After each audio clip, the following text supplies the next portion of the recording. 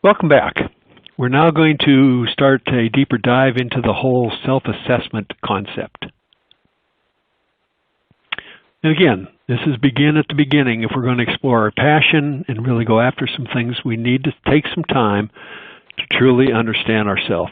And so we're going to go through a couple of the tools and techniques and processes that you can use to do a deeper dive in terms of self-assessment.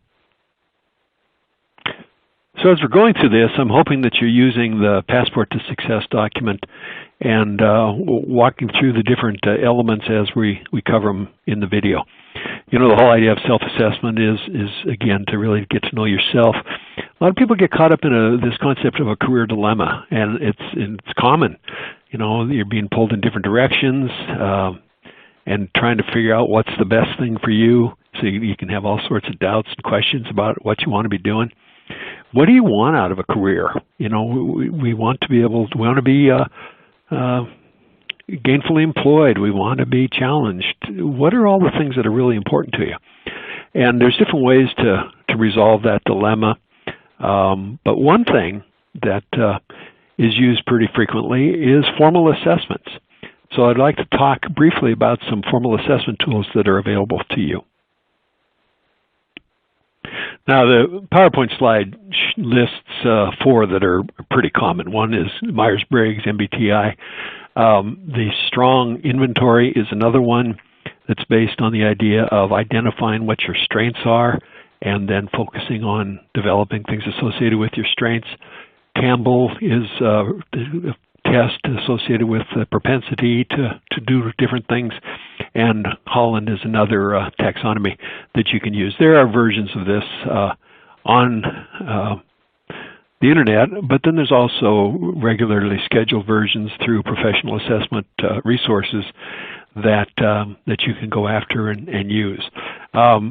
One way or the other, find a couple, maybe through your school, through different environments where they can run some of these assessments for you.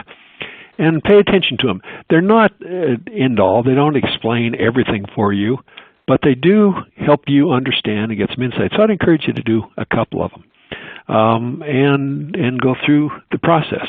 Those are the formal ways. The informal ways, you know, just personal reflection, sitting down, journaling.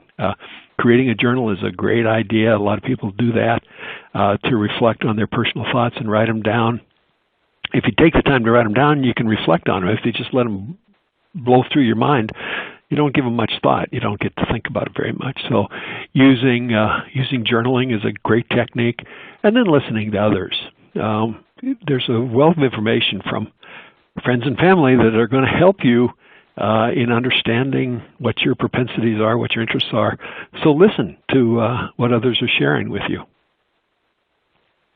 I wanted to give you one example of the way one of these instruments produces the information, categorizes it.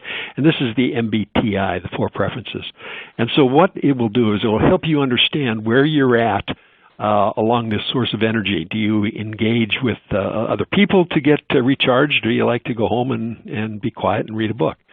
How do you gather information? Is it factual or detailed, or is it more big picture kind of thinking? Do you engage decision-making objectively or more emotionally and more in touch with your feelings? And then how do you relate to the external world in terms of, do you assess things on an individual basis or more in a big picture? And the point is, it's good for you to understand where you're at, but it's probably even more important to understand where other people are at that you're working with, because it gives you some really good insight. There's no right, wrong answer in any of these assessments. It is, you are who you are, and it's correct, and it's the way it should be. But there's other people that are different, and so it gives you a chance to understand not only where you're at, but where other people are. So take advantage of some of the formal assessments. A tremendous amount of work that's gone into them, and they're very valuable.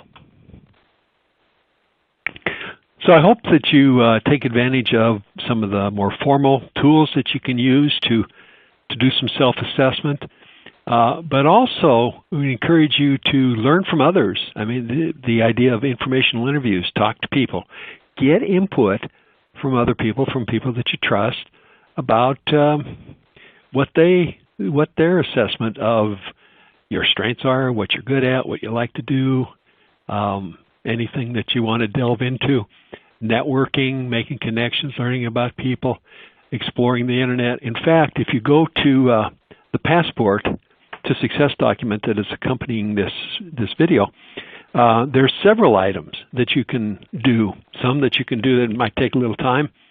Some that you can do pretty quickly. There's one in there about creating a journal for personal reflection.